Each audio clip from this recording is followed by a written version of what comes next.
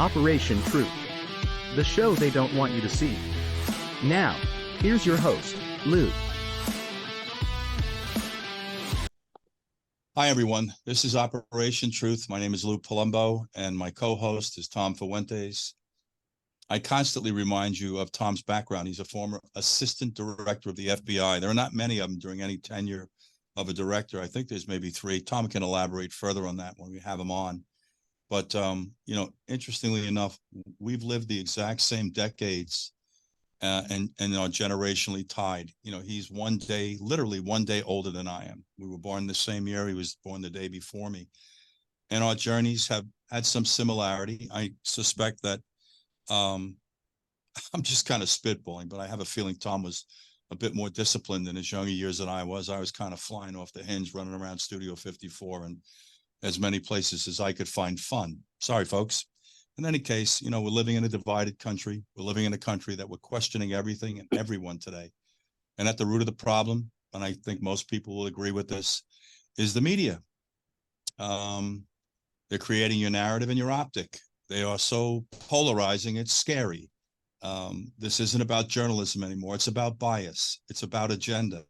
And unfortunately, on the top of that agenda list isn't our children, because they're going to inherit all of this nonsense that we speak to on a daily basis redundantly. And I have to tell you something. I like information. I like learning. I often say, and I've had to learn this myself, to be very candid with you, it isn't what you say, it's how you say it. So when someone factually says something, for example, on the Fox network, that's pretty accurate, and you end up demeaning the president or ridiculing or making fun of him, like we're in grammar school, guys, that's not what we're supposed to be doing. And I remind you, our children are watching.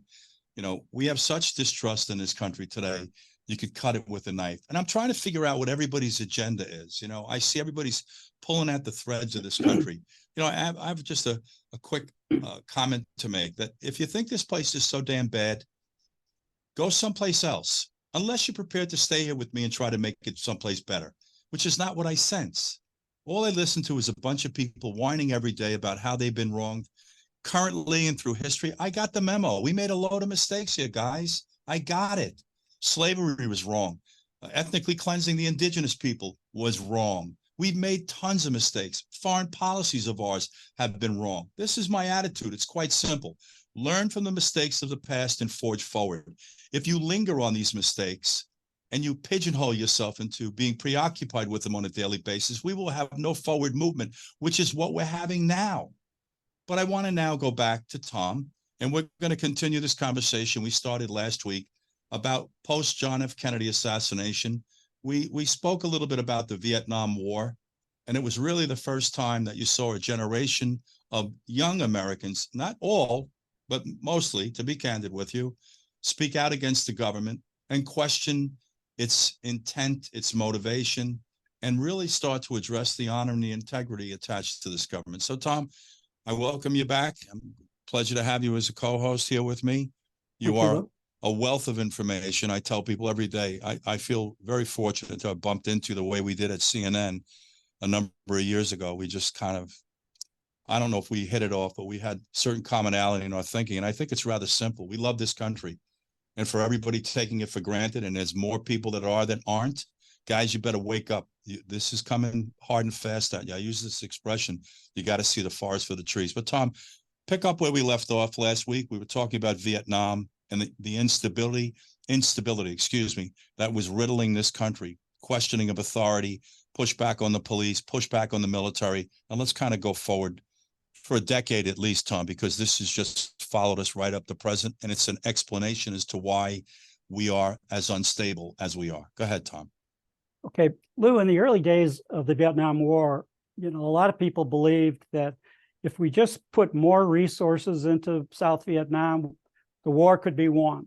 And that philosophy kept going on, and the escalation continued through the 60s to where we ended up going from 15,000 advisors on the day that President Kennedy was assassinated to 500,000 plus troops in Vietnam by the late 1960s.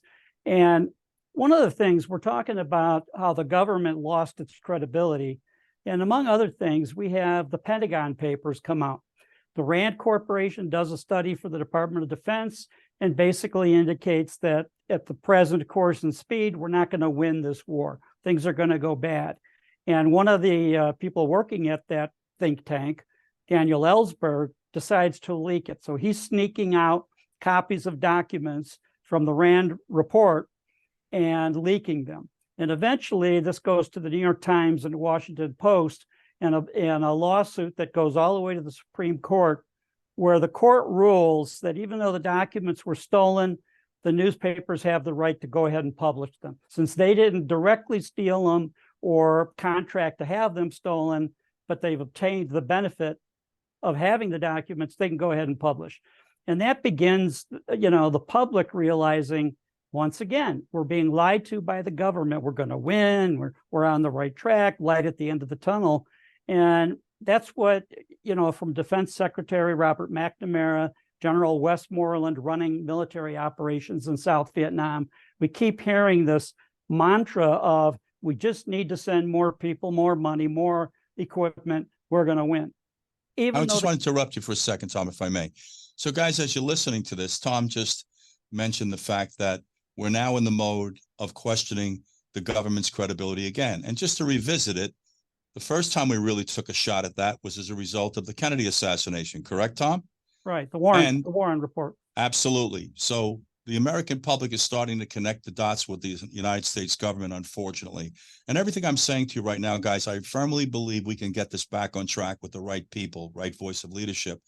Tom will reiterate this in the last discussion. He mentioned or alluded to this military-industrial complex. That was the motivator, right, Tom, in Vietnam? Just to revisit this discussion? That's been the motivator of every major war that we've been in since World War II. The contractors that supply the bullets, the tanks, the planes, etc., are going to make a fortune if we're in war. And it's almost a philosophy of the U.S. no longer really wants to win a war. We just want to fight it indefinitely so it becomes a cash cow to keep making money more and more and more. We win World War II in about little over 3 years. When's the last time that happened? 20 years in Afghanistan. How many Iraq? Where is Iraq right now? Where are some of these other countries? We don't fight to win anymore. We fight to keep fighting. What's interesting, Tom, is that we, in hindsight, I believe most Americans that are prepared to just have their eyes open. And I'm going to be honest with you, during that Vietnam era, I never once considered that there was anything other than legitimacy attached to our presence in Vietnam. I believed and trusted the government. In hindsight, and after losing 58,000 Americans, and this was a bust, every time I look at foreign policy today, and I have to tell you something, some of these presidents I'm talking about, like the Bush family, I'm trying to figure out, who thought it was a good idea to insinuate yourself into the Middle East with a demographic of people that are so culturally disconnected from us, you could cut it with a knife, who, by the way, also hate the way we live. I mean, there's no secret as to what I'm saying. And it's not everyone there, to be candid with you, but far too many. But it's been, as Tom just spoke about, it's been one pattern, and it doesn't have a political affiliation. The Democrats have done it. The Republicans have done it.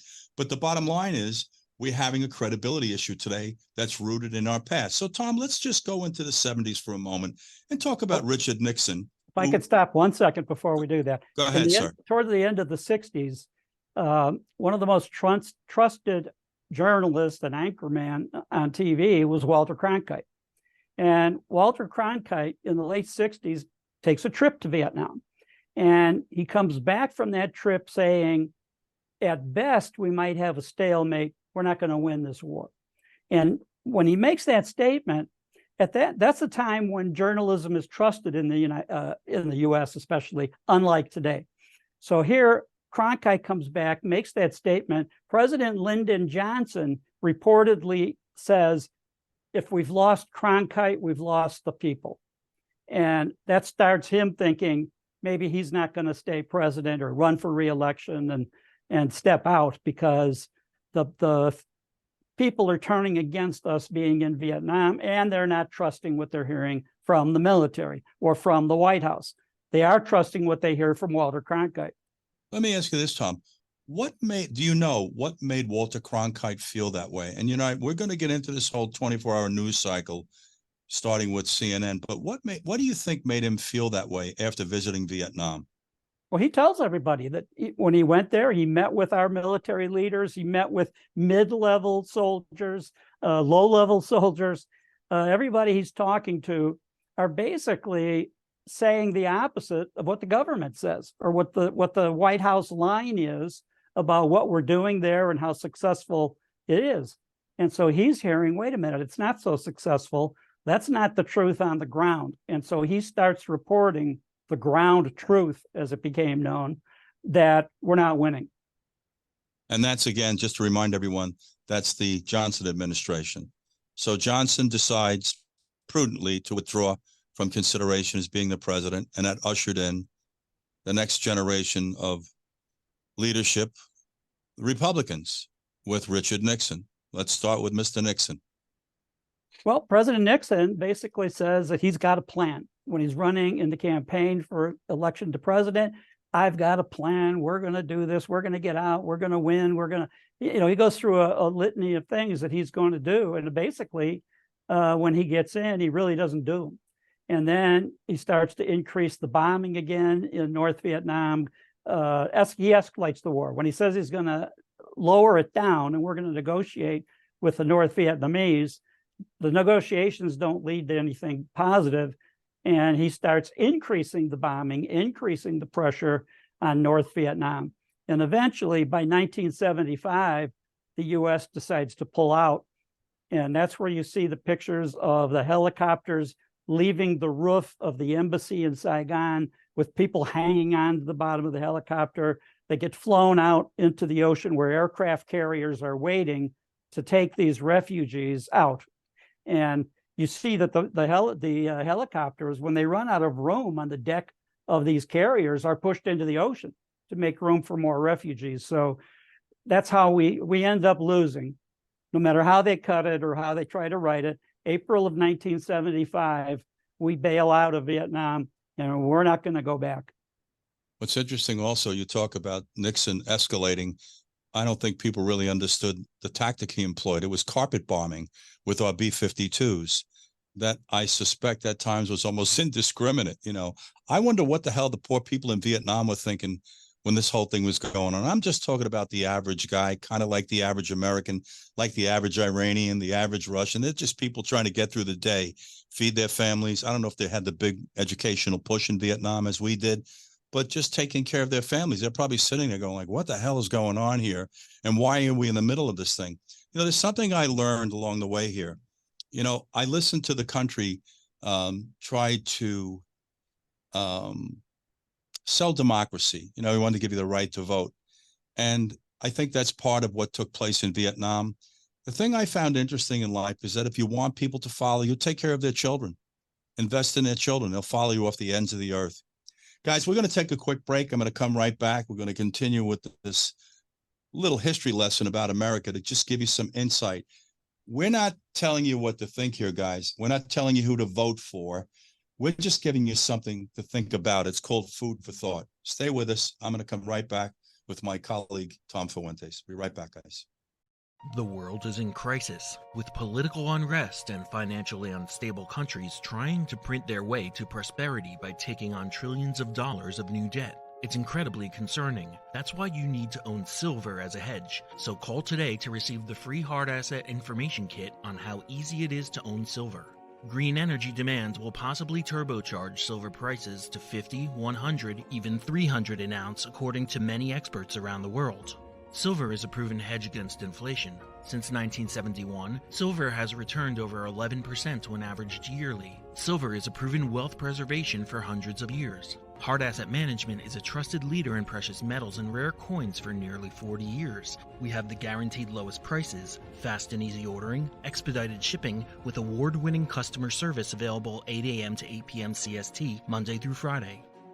So protect yourself from the chaos. Invest in stability with Hard Asset Management. Call now and get your free Hard Asset Management information kit on how easy it is for you to own silver. 844-426-4653. 844-426-4653. Back, ladies and gentlemen. I have with me Tom Fuentes, who I've identified on numerous occasions, former assistant director of the FBI. Brilliant in his own right and can't arbitrate this. All you need to do is talk to this man a little bit. But I want to talk about Richard Nixon and the significance of this administration, because I believe, and correct me if I'm wrong historically, Tom, that he was really the first president that really embraced China with Henry Kissinger. Is that correct? Well, it's correct, but the reason he did that was to drive a wedge between China and Russia. So at that time, what a lot of the American people didn't know was the FBI had a tremendous asset, a spy in the Kremlin.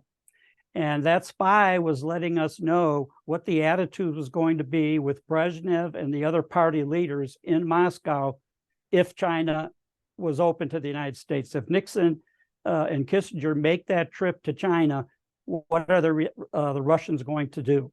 And at the time, there was misinformation from the intelligence community that Russia and China were just blood brothers, fellow communists, hand in hand, trying to rule the world.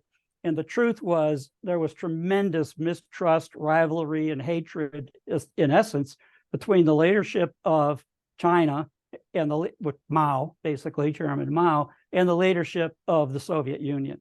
How could we not know that, Tom? How did we miss that?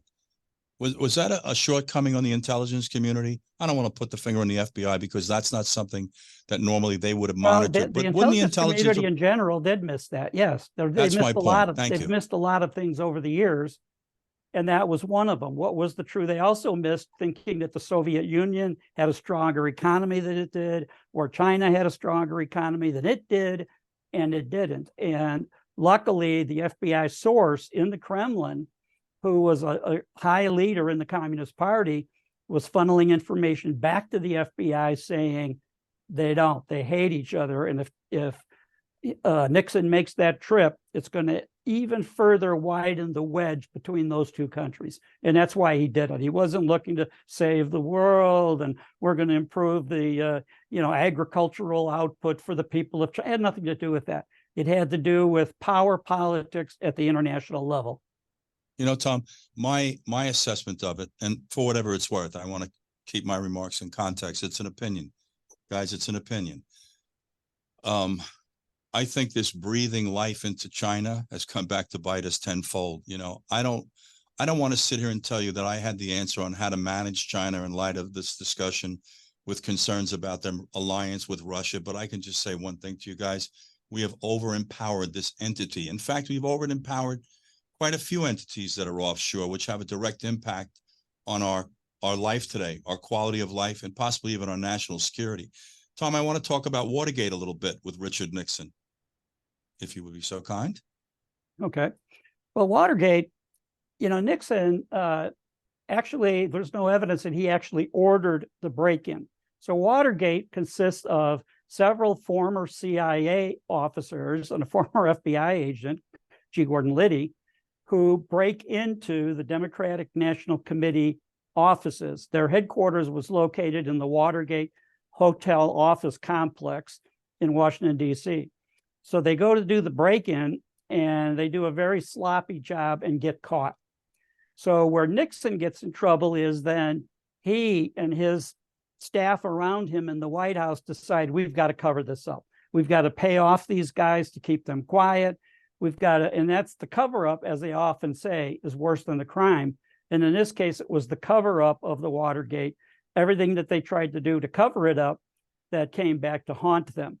Now, later, as that goes, and it's getting reported, obviously, in the Washington Post and other places, Nixon starts to really, the confidence of the people in him erodes almost completely. And so finally, Nixon gets visited at the White House by the leader of the Republican Party at the time, Barry Goldwater, and several other Republican senators go to the White House and tell him, resign or you're going to be impeached. And Nixon finally, he realized that's going to happen. He decides to resign. Now, in the process of that, they handpick who the vice president should be under Nixon, Gerald Ford, knowing that Ford will pardon Nixon. And Ford basically says, okay, he'll pardon Nixon. And so that's what happens. So Nixon resigns from the presidency. Gerald Ford then makes a speech where he, and it's interesting, I have a different opinion of the outcome of this. he makes a speech saying, our long nightmare is over. I'm going to pardon Richard Nixon, so this is over. Well, the reality is it extended our long national nightmare even to the present time, in my opinion. It's strictly my opinion. And the reason I say that is because now, come more recent times, Hillary Clinton runs for president. Well, we don't want to prosecute a candidate for president. We don't want to prosecute the president. We've established this thing in a sense that the president has a type, or a candidate for president has a type of immunity. Now, we're not seeing that right now with the Biden administration bringing charges against former President Trump. But at the time, and for decades, that became the philosophy that, well, we really can't prosecute a president or a candidate for president. And the precedent was set by Gerald Ford with Richard Nixon. Yeah, I agree with you 100%, Tom. What's interesting, and we're going to go to a quick break after I make this comment to you. That was the beginning of all of a sudden a loss of accountability. We seem to be able to rationalize or provide what they consider to be some form of a legitimate excuse as to why someone shouldn't be prosecuted or pursued legally on some level. And that's kind of resonated right up to present time. Guys, we're going to take a quick break. I'm going to come back to Tom Fuentes. We're going to continue this discussion about how we got here today, guys, because it's highly relevant. We learned from the past, right, and go forward. That's the exercise today. It's about being on the learning curve. Stay with us, guys. We'll be right back. The world is in crisis, with political unrest and financially unstable countries trying to print their way to prosperity by taking on trillions of dollars of new debt. It's incredibly concerning. That's why you need to own silver as a hedge. So call today to receive the free hard asset information kit on how easy it is to own silver. Green energy demands will possibly turbocharge silver prices to 50, 100, even 300 an ounce, according to many experts around the world. Silver is a proven hedge against inflation. Since 1971, silver has returned over 11% on average yearly. Silver is a proven wealth preservation for hundreds of years. Hard Asset Management is a trusted leader in precious metals and rare coins for nearly 40 years. We have the guaranteed lowest prices, fast and easy ordering, expedited shipping, with award-winning customer service available 8 a.m. to 8 p.m. CST, Monday through Friday. So protect yourself from the chaos. Invest in stability with Hard Asset Management. Call now and get your free Hard Asset Management information kit on how easy it is for you to own silver. 844-426-4653. 844-426-4653. We're back, ladies and gentlemen, and I'm still with Tom Fuentes, and we're kind of tracking and tracing how we got to where we are today. And if you listen to this discussion, we're really setting the stage for you. We started out with the Kennedy assassination and the country starting to express concerns or distrust for our government. It's kind of resonated through the 60s and the 70s. And we're now in discussion about the latter part of the 70s and Jimmy Carter's administration. And Tom, this is just my opinion. Once again, guys, I think Jimmy Carter was perceived to have been a nice man. His problem with Iran, with taking of hostages, which ironically and interestingly enough was solved kind of overnight by Ronald Reagan in 1980. But go ahead, Tom. What do you think?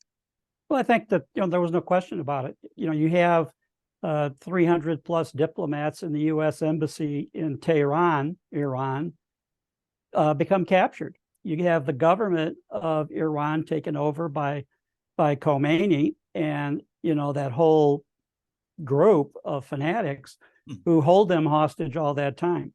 Then you have, so that's a perception of extreme weakness. Then you have the price of oil skyrocket, because of, Saudi Arabia and the other oil producers.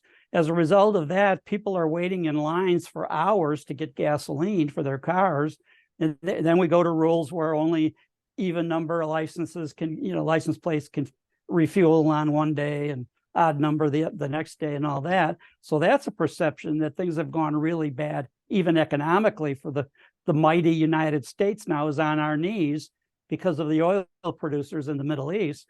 Then you have Carter order the attempted rescue of the hostages, and then our helicopters crash in the desert on the way to Tehran. So that's a catastrophe. So all of these bad things happen really during the Carter administration. And clearly, Tom, your opinion is probably the same of mine. And this is not to be hypercritical of President Carter, because until you sit in that seat, I tell you, kind of reserve opinion. But I think we both agree that the perceived weakness and almost dysfunction of that administration precipitated a lot of problems we were having. And interestingly enough, we managed to survive those 4 years. He was a one-term president. And there was a very interesting episode that took place with Ronald Reagan orchestrating the release of the hostages, as you know. Give us a little insight as to what you think happened there, Tom. Well, I think that, Reagan, was dealing behind the scenes, trying to negotiate to get them out, basically, to have the hostages released. And as we know, right at the time he's being inaugurated, they all get released. And it looks much like, Reagan led to that occurrence for them being released, and that Carter was ineffective. He couldn't have pulled it off. They had to get him aside and have the Reagan administration come in and do what they had to do to bring this about, where the hostages are released.